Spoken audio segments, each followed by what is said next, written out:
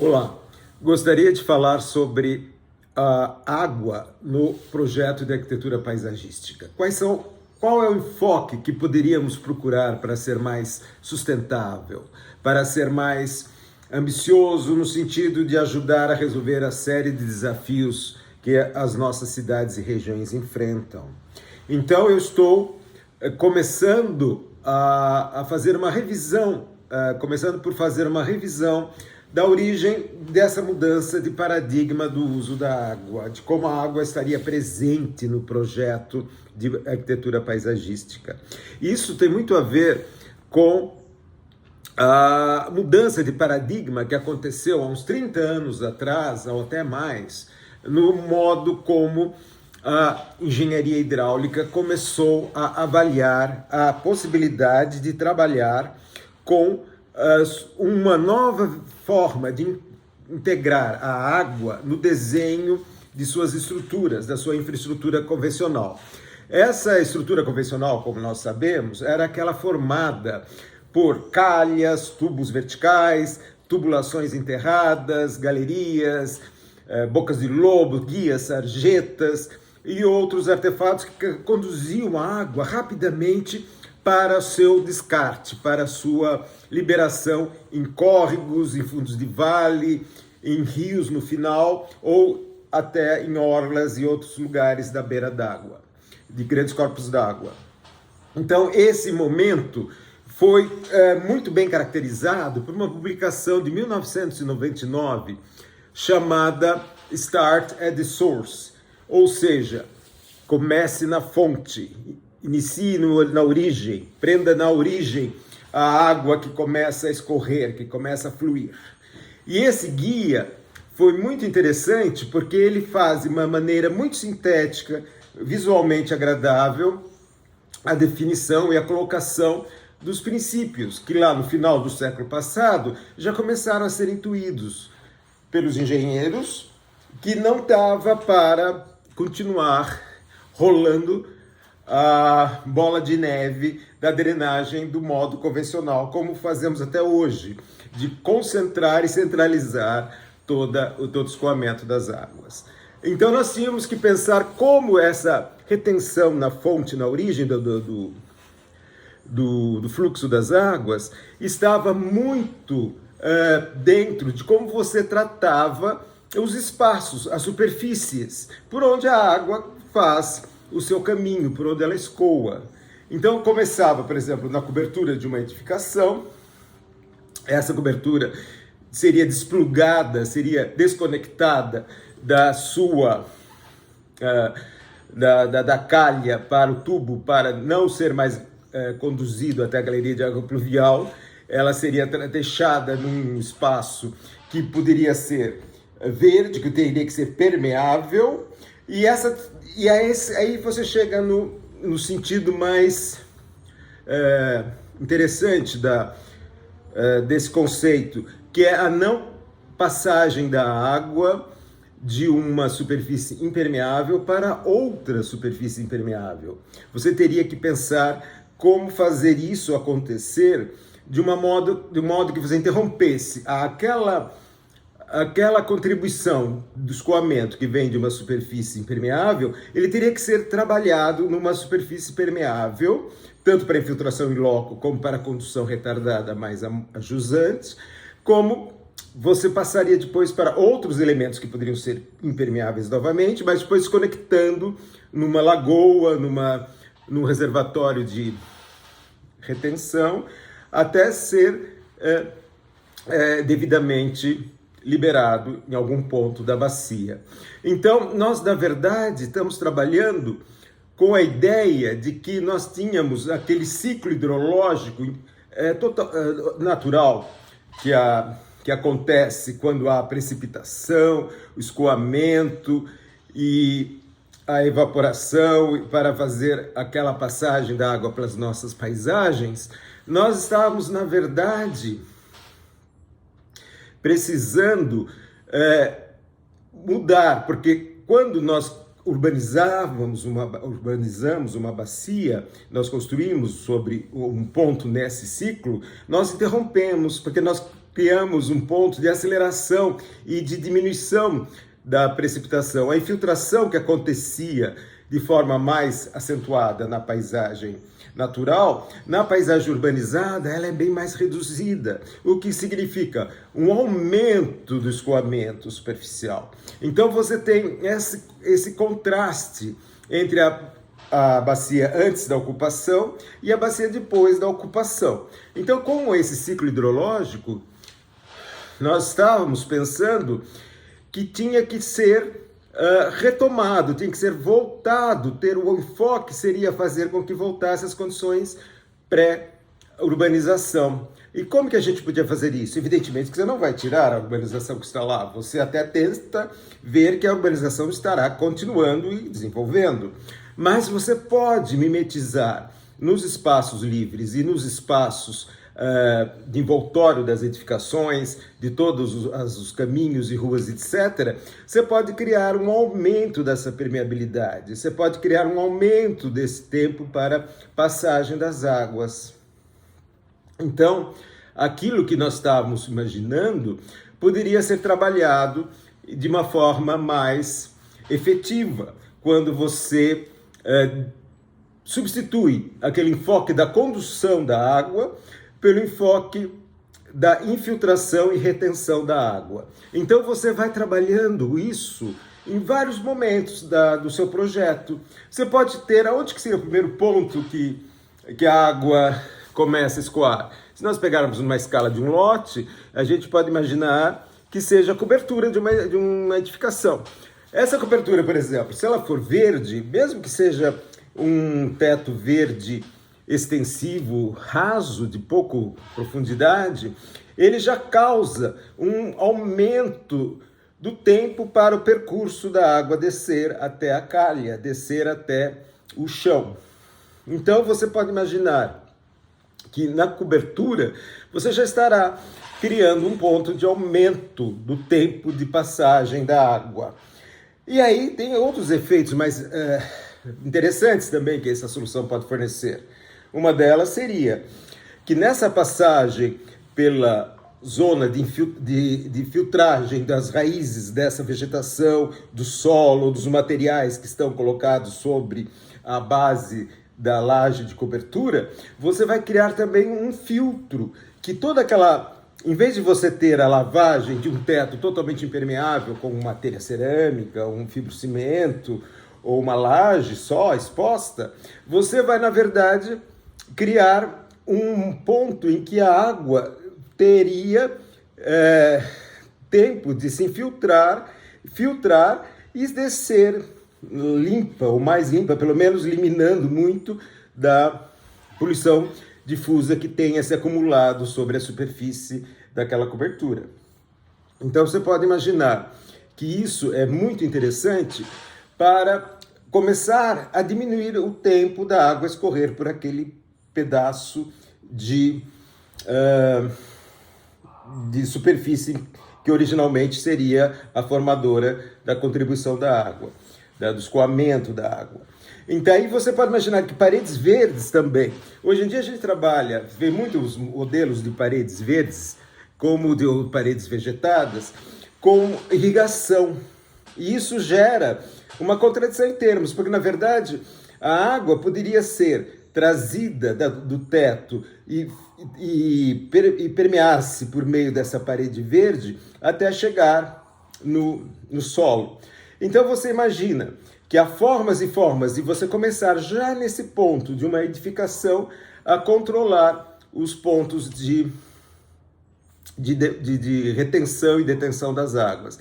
Sem contar que você pode usar cisternas, você pode usar outros tipos de poços de infiltração, etc., que retenham essa água, mesmo que sem uso de vegetação ou solo, mas que criem tanques e espaços para segurar essa água até poder ser liberada, como já acontece com as nossas piscininhas aqui em São Paulo, com a obrigação de edificações de acima de tal tamanho terem esses objetos. Só que não são tão interessantes quanto aquelas a céu aberto, quanto aquelas que permitem a filtragem e tratamento dessa água. Portanto, a gente pode sempre querer privilegiar, quando possível, o uso de vegetação e material drenante ou material de composto, enfim, de material de solo, de substrato de solo, para poder segurar essa água e fazer o transporte dessa água sempre que possível, porque daí você estará fazendo início da fitorremediação a vegetação, as zonas de raízes já começa a prover a fitorremediação dessa água. Então nós temos, na verdade, a origem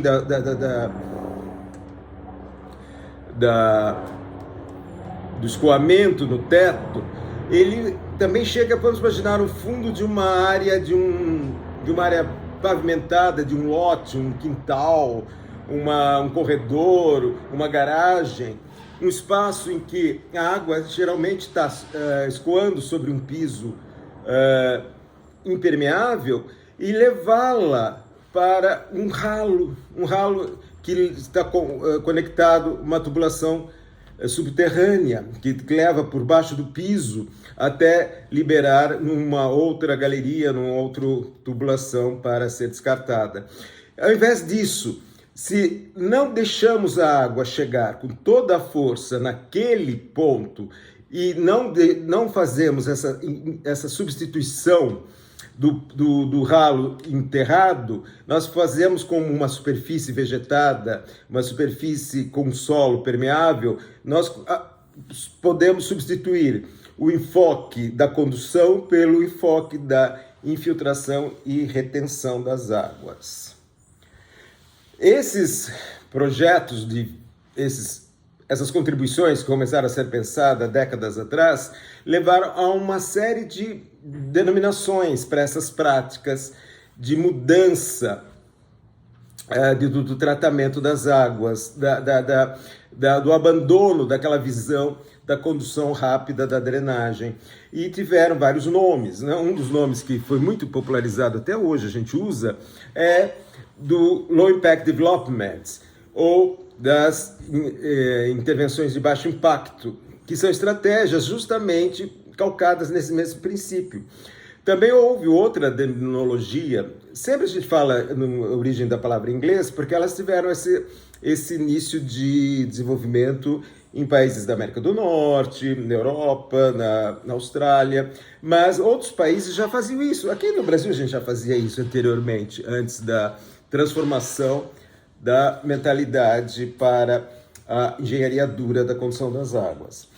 Mas, enfim, nós tínhamos também outro termo, que é o Best Management Practices, das práticas de melhor manejo da água, que também foram utilizadas por um tempo. Mas todos esses termos acabaram confluindo, há uns 20 anos atrás, dentro daquele conceito de infraestrutura verde, que foi justamente trazer todos esses conceitos como parte de um sistema, de uma rede de espaços que começam na escala do lote, passa para a escala da rua, de um setor urbano, de uma bacia, até chegar numa região. E esse conceito de infraestrutura verde, também no início dele, ele era mais amplo do que meramente a questão da drenagem urbana. Ele trabalhava também com grandes áreas de manancial, com áreas de beira de rio, de matas ciliares, de parques urbanos, de todas as escalas, desde os espaços de maior dimensão até os espaços mais restritos. Mas ele acabou, principalmente depois que ficou muito popularizado esses conceitos de drenagem sustentável que eu estava comentando, a ser referenciado como parte desses elementos de drenagem.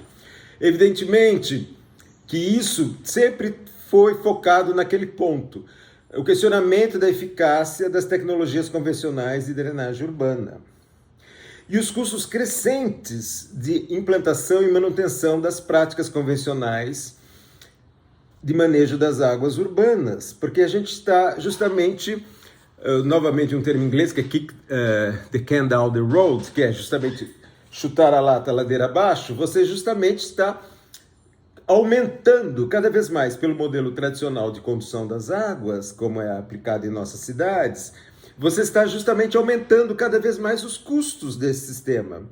criando cada vez necessidades de maiores intervenções mais radicais, de canalização, de aumento dos canais dos cursos d'água, de aumento das galerias, de criação de reservatórios para receber o excesso de água que esse sistema gera, e você vai criando um custo cada vez mais absurdo para conseguir conduzir e levar a água com segurança através dos espaços urbanos pelo modelo tradicional, que é esse da infraestrutura cinza. Então a infraestrutura verde veio dar uma resposta a esse impasse, a esse dilema, porque a gente continuar simplesmente apostando cada vez mais no modelo tradicional leva a um beco sem saída, a uma situação que não tem como trabalhar, mas só pelo lado específico do volume de água e da qualidade dessa água e do custo de tratamento dessa água.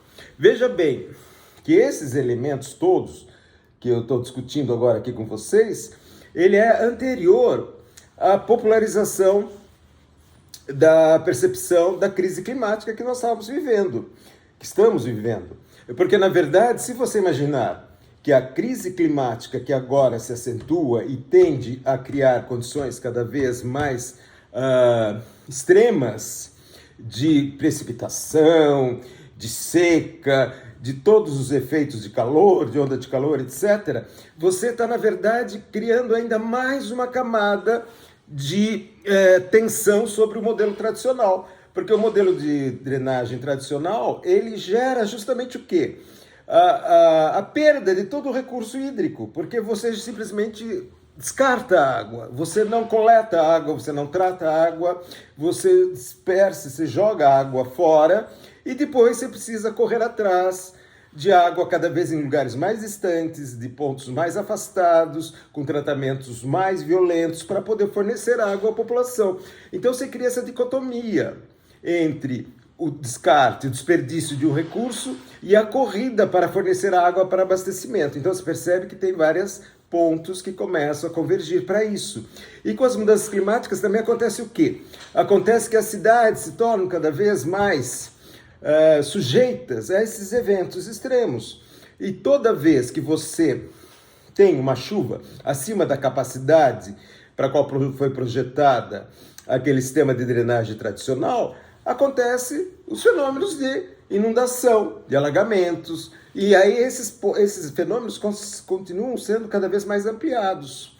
Por isso que nós temos que pensar como que nós podemos criar paisagens com funções hidráulicas que mimetizam funções ecológicas hidrológicas naturais, para fazer justamente aquela capa, para fazer aquele outro ponto de recuperação e manutenção das relações que já existiam anteriormente naquela bacia, antes da gente ter acelerado e aumentado o escoamento superficial e dessa forma conseguir fazer com que a recarga e a evaporação das águas continuem acontecendo de uma forma como era antes da ocupação desse trecho de bacia, desde a escala do lote até a escala de uma bacia hidrográfica.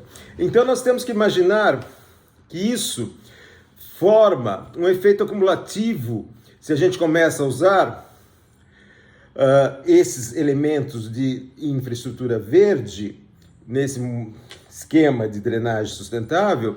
A gente começa a criar um efeito acumulativo que começa a ser muito interessante para tirar a carga que o sistema tradicional está sofrendo. Porque esse sistema tradicional, convencional da infraestrutura cinza que está implantado em nossas cidades, ele está chegando no seu limite, se já não foi ultrapassado, pelas condições atuais de precipitação e de clima. Então você tem que ver que esse efeito acumulativo dessas pequenas ações, do teto verde, da parede verde, do jardim de chuva, da biovaleta, da lagoa pluvial, até o grande lagoa de contenção de chuvas, de pisos permeáveis, etc., ele, na verdade, promove o quê? Um efeito acumulativo, que é a somatória de todas essas técnicas. E o princípio está em projetos locais. Você cria práticas de manejo na microescala, por isso que o projeto de paisagens esponja, como a gente está querendo propor aqui, é muito significativo, porque engloba justamente isso. E começa também com o tratamento dessa água, é uma forma de prevenção da poluição. É a criação de paisagens ambientalmente sensíveis. E que esse é outro lado muito interessante de você trazer esses métodos, essas técnicas para o uso no desenho da paisagem, porque você cria nas pessoas a possibilidade de entender esse ciclo hidrológico, a ideia de ver como tudo está conectado, que nada é mágica quando você desaparece a água numa calha, num tubo ou numa boca de lobo. A água não desaparece ali. Ela apenas está sendo levada mais poluída para algum lugar a jusante. E aí, quando você libera as pessoas para elas enxergarem o real efeito de transição dessas energias, dessas águas, você começa a ver que você cria projetos de sensibilização das pessoas para as águas. Você começa a perceber que a água que cai no telhado da sua casa, que passa pela sua garagem, que chega na sua calçada e vai para a sua rua, na verdade faz parte de um ciclo contínuo e que tem que ser tratado. Não adianta empurrar para baixo do tapete. E além de tudo isso, você aumenta a viabilidade dos ambientes construídos, que começa a ser visto como parte de todo um ecossistema, porque a questão da água é um ponto que a gente está puxando aqui, mas esses espaços, eles são multifuncionais, que é o próprio conceito de infraestrutura verde que a gente está trabalhando, que é a multifuncionalidade, ou seja, a água é apenas um elemento daqueles que a gente pode fomentar e pode cuidar quando a gente trabalha com esses critérios de paisagens esponja. A gente pode imaginar, por exemplo, que a vegetação vai atrair pássaros, vai atrair outros animais, vai criar sombra, vai criar espaços agradáveis, vai melhorar a saúde mental das pessoas, vai criar um efeito de tirar o estresse do ambiente. Você vai criando uma paisagem que ameniza os impactos da própria pressão e do estresse urbano nas pessoas. Então, quando você cria esses elementos de drenagem sustentável, você está justamente criando a possibilidade de oferecer às pessoas um ambiente mais saudável, mais livre de pressão, que é aquele da infraestrutura tradicional. E aí você vai fazendo isso em todos esses pontos, como eu tenho comentado. E ele vai criando o quê? Um efeito acumulativo. Não significa desfazer de toda a infraestrutura cinza já instalada, mas trazer mais uma camada sobre essa infraestrutura já instalada, com esse efeito acumulativo dessa grande variedade de técnicas que nós temos à disposição para a criação das nossas paisagens esponja. E os princípios estão sempre no início, no projeto local, onde começa o efeito de tudo, né? Quando você começa na fonte, na origem do projeto. E as práticas de manejo, então, elas vão da microescala, mas elas estão trabalhando nessa multifuncionalidade da infraestrutura verde. Então a gente vai estar tratando a poluição difusa. Isso é um caso muito grande de preocupação da qualidade da água. Se um dia a gente quiser ter um rio de boa qualidade, um rio bom nas nossas cidades, nós vamos simplesmente ter que tratar a água, o esgoto doméstico ou industrial, fazer o tratamento desse esgoto. Nós temos que tratar também essa poluição, que é a lavagem das superfícies da cidade pelas enxurradas que chegam nos rios e nos mares e nas praias. Então nós temos que trabalhar isso com a prevenção da poluição também. E esse, como novamente dito, a gente está trabalhando sempre na criação de paisagens ambientalmente sensíveis. E dessa forma viabilizando os ambientes construídos funcionando como parte de um ecossistema mais amplo, um ecossistema que envolve toda a cidade, envolve toda a região e cria uma condição de enfrentar os efeitos das mudanças climáticas, porque você consegue, através dessas técnicas, criar ilhas de frescor que combatam a ilha de calor das cidades. Então você está criando todo um conjunto de benefícios em vários níveis, novamente ressaltando o lado da multifuncionalidade. A gente está falando de água aqui, mas não esquece que você vai estar falando ao mesmo tempo de biodiversidade, você vai estar falando ao mesmo tempo de usos sociais e culturais das populações humanas, você vai estar falando de adaptação das cidades às mudanças climáticas e por aí vai. Então você percebe a vantagem que você adquire com o uso dessas tecnologias, né, naturais. E aí chega até hoje no conceito de soluções baseadas na natureza, que é basicamente um trabalho de trazer essa mimetização dos processos naturais para a adaptação aos nossos projetos. Não significa fazer projetos só naturalistas, é evidente que não. Você pode ter um projeto com vários estilos, vários modos, a expressão cultural desses espaços pode variar, cada projeto será um projeto, mas o interessante é que esse princípio esteja contido e seja a origem de tudo, né? Então vamos lá, só para refazer o nosso apresentação aqui. Então nós estamos em fatores que são coleta da água, o ponto básico, coletar a água na origem. Como que você conduz a água com mais lerdeza possível? Como você consegue diminuir o tempo de passagem daquela água pelo seu projeto, pela área do seu projeto? Como você armazena o que pode? Como você retém o que pode? E como que você faz no momento da liberação dessa água? Porque a água uma hora vai ter que sair do seu lote, sair do seu projeto, da sua área do seu parque, da sua praça. Então como você faz essa liberação, né? Então, os volumes de escoamento superficial através do terreno, de forma a mimetizar as funções hidrológicas que existiam anteriormente à intervenção, à ocupação e à construção naquele terreno, elas são justamente propícias para resolver isso, para tentar trabalhar esses, vamos chamar os passos que nós vamos fazer para atingir esses objetivos. Quais seriam? O primeiro é identificar numa área a ser intervida, por exemplo, você tem uma gleba que vão ser construídos edifícios, que vai ser construídos sistemas de acessos, passagens, garagens, etc. Você tem que identificar no seu terreno onde são as áreas mais propícias para essas ocupações. E nesse sentido, você cria um envelope dentro dessas áreas que vão ser escavadas, que vão ser terraplanadas, que vão ser trabalhadas para a acomodação das estruturas, das fundações, das estruturas, dos espaços, das edificações e dos pisos. Você envelopa isso para não prejudicar todo o resto do terreno. Porque a gente vê muito bem aqui condições que são a passagem da máquina de terraplanagem por todo o terreno, como se deixasse limpinho, propício para ser trabalhado quando você vai construir apenas um trecho daquele terreno.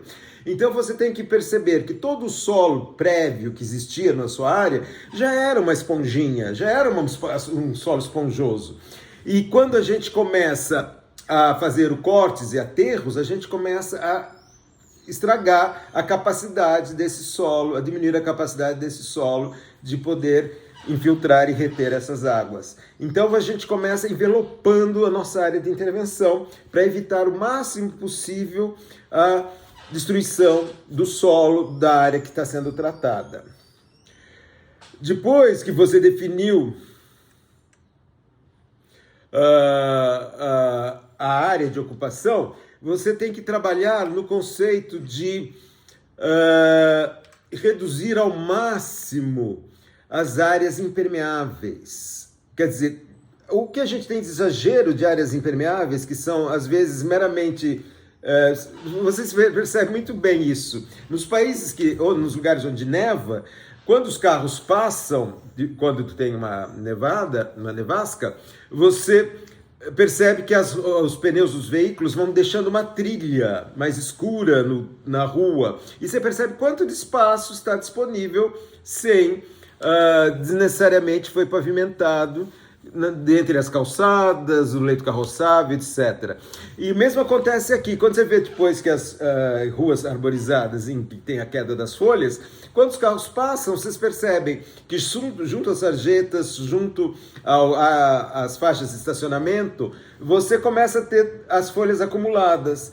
E aí é uma área que está se pedindo para ser permeável e pode ser trabalhada como área de estacionamento, como área de plantio de árvores, como área drenantes, como biovaletas, como jardins de chuva, dependendo das condições da bacia, em que estão na bacia e por aí adiante. Então vejam bem, depois que você define as áreas, diminui a largura das vias, reduz ao máximo as áreas impermeáveis, desculpe, do seu projeto, você começa a minimizar a concentração do encaminhamento das águas, você começa a dispersar as águas através do terreno. Isso é muito importante, porque esse é outro conceito que eu acho que a gente tem que trabalhar muito, que quando a gente centraliza, porque todo o nosso conceito dessa engenharia tradicional do século passado era a concentração, a centralização de toda a água, você conduzia a água de todos os pontos de coleta de tubulações para grandes galerias, que as galerias para o córrego, do córrego para o rio principal. Então você centralizava esse escoamento. E agora, se você, no seu lugar, no seu projeto, você conseguir dispersar essa água, você não evita um dos grandes malefícios de um projeto é justamente o uso de guias e sarjetas, porque guias e sarjetas justamente fazem isso, elas concentram o escoamento superficial e depois geram a necessidade de você ter uma boca de lobo, ter uma boca de leão, ter uma tubulação, ter uma galeria, etc, etc, etc. Então, evitem, pelo amor de Deus, o uso de guias e sarjetas. A água tem que entrar. Qual era aquele outro aspecto que nós tínhamos comentado anteriormente? De que todas as superfícies impermeáveis que iniciam o escoamento devem estar desconectadas entre si, devem estar prevendo a interrupção do escoamento entre superfícies impermeáveis. Então você tem a necessidade de minimizar essa concentração e de espalhar pelo todo o terreno, o máximo possível, esse escoamento, em vez de concentrá-lo num único ponto. Outra forma é fazer clusters ou aglomerados de desenvolvimento de forma que os novos lotes, as novas edificações, as novas vias sejam concentradas. Essas sim podem ser concentradas, mas para evitar a interrupção o máximo possível dessas áreas permeáveis, dessas áreas que permitem a infiltração e o espalhamento das águas, né?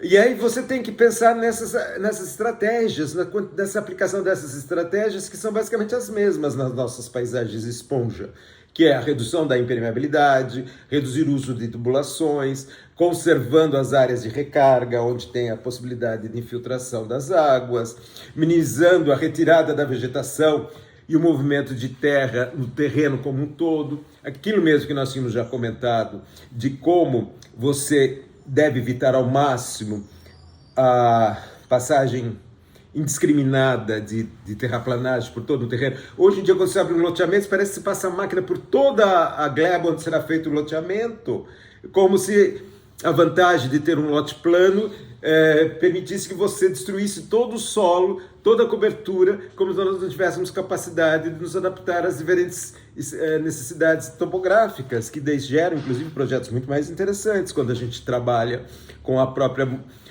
geometria espacial que o solo, que as formas de relevo já oferecem para a gente, né? Então nós temos que diminuir o leitos carroçáveis, novamente reprisando os mesmos conceitos para ficarem bem claros. Nós temos que restringir os canteiros de obra, envelopando as áreas de trabalho de um terreno. Nós temos que ter as drenagens abertas, não enterrar, porque quando a gente enterra, passa um tubo por baixo, quer dizer, vai ter um momento que você vai ter que passar por baixo de uma passagem de veículo, mas a gente cria aqueles mesmos elementos em pontos muito específicos, muito determinados, né? A gente preserva os solos, a gente tem que desconectar as superfícies impermeáveis e a gente tem que distribuir o escoamento pelo terreno, que é justamente isso que eu estava comentando. São as técnicas básicas de uma paisagem esponja. É isso que é uma paisagem esponja. é você te deixar e fazer com que a água não seja escondida da paisagem, que a água seja aberta, que a água seja dispersa pelo terreno, que a gente consiga o máximo de área permeável num terreno e que a gente consiga até envelopar os edifícios para eles serem também parte desse processo. Outra coisa que é interessante é que tudo isso gera o quê?